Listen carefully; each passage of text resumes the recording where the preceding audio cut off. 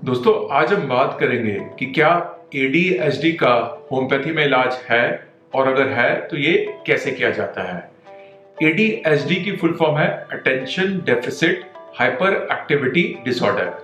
नमस्कार, मेरा नाम डॉक्टर रोहित जैन है। मैंने अपनी क्लिनिकल प्रैक्टिस में देखा है, जो कि मैं 1997 से कर रहा हूं, कि अराउंड 5% बच्चों को एडीएचडी की प्रॉब्लम होती है, पर पेरेंट्स को इसकी अवेयरनेस नहीं होती है।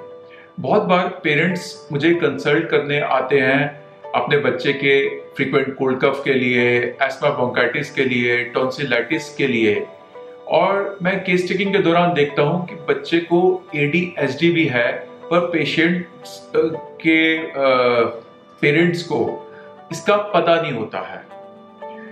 और इंडिया में डॉक्टर्स पेरेंट्स को बोल भी नहीं सकते हैं, क्योंकि वो बुरा मान जाते हैं, अग्रेसिव हो जाते हैं। शायद इसी रीजन से पीडियाट्रिशियन जो कि बच्चे को वैक्सीन लगा रहा होता है, वो भी एडीएचडी को डायग्नोज नहीं करता है।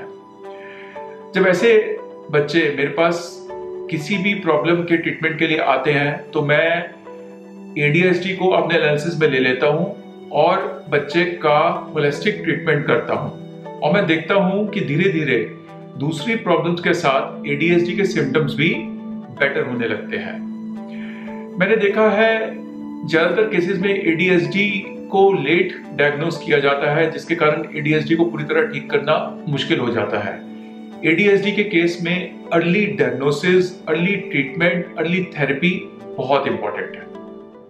बहुत सारे एक्सपेरिमेंट्स में देखा गया है कि होम्योपैथी, जो कि नेचुरल फॉर्म ऑफ ट्रीटमेंट है, वो एडीएचडी के सिम्टम्स जैसे रेस्टलेसनेस, लैक ऑफ कंसंट्रेशन, इंपल्सिवनेस को बेटर करती है, और वो भी बिना साइड इफेक्ट्स के। मैंने देखा है ज्यादातर पेरेंट्स सबसे पहले एलोपैथिक ट्रीटमेंट चालू कराते हैं, जिसमें ऐसी दवाइयां दी जाती है जो कि ब्रेन के केमिकल बैलेंस को अफेक्ट करती हैं। ये दवाइयां का अफेक्ट शॉर्ट टर्म होता है और ये हैबिट फॉर्मिंग होती हैं। धीरे धीरे पेशेंट को साइड इफेक्ट्स होने लगते हैं, जैसे sleeplessness, anxiety, headache, drowsiness, dullness, irritability, tics, stomach pain, loss of appetite, increased heart rate and blood pressure. मैं जब किसी पेशेंट का इलाज चालू करता हूं जो पहले से एलोपैथिक ले रहा होता है, मैं कभी भी एलोपैथिक दवाइयों को एकदम से बंद नहीं करता हूं। जैसे जैसे पेशेंट मेरे ट्रीटमेंट से बेटर होता है, वैसे वैसे एलोपैथिक डॉक्टर अपनी दवाइयां कम कर सकता है। एडीएचडी के ट्रीटमेंट में पेरेंट्स को धैर्य रखना चाहिए, क्योंकि बच्चे में इंप्रूवमेंट धीरे धीरे आती है। कभी कभी इंप्रूवमेंट आने में 4 से 6 महीने लग जाते हैं, और कभी कभी इंप्रूवमेंट पहले महीने से ही शुरू हो जाती है।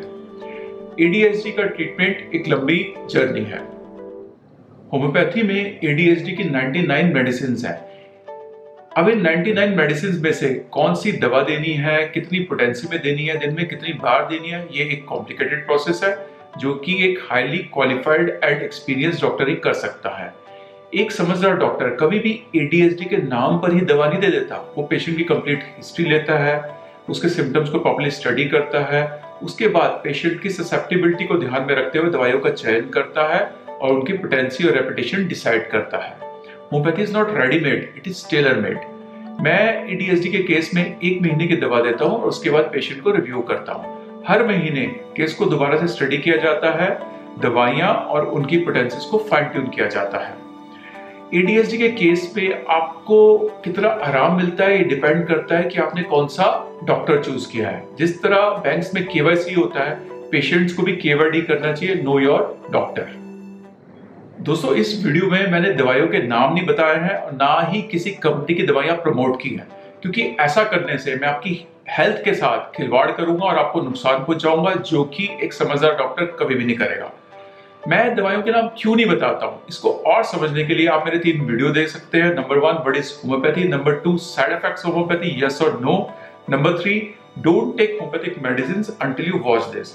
इस प्लेलिस्ट एफएक्यू ऑन होम्योपैथी का लिंक मैंने इस वीडियो के एंड में और नीचे डिस्क्रिप्शन में दे दिया है। एडीएचडी के बारे में और जानकारी के लिए आप हमें फोन कर सकते हैं, व्हाट्सएप कर सकते हैं, ईमेल कर सकते हैं। दोस्तों, मुझे सुनने के लिए धन्यवाद। नमस्कार।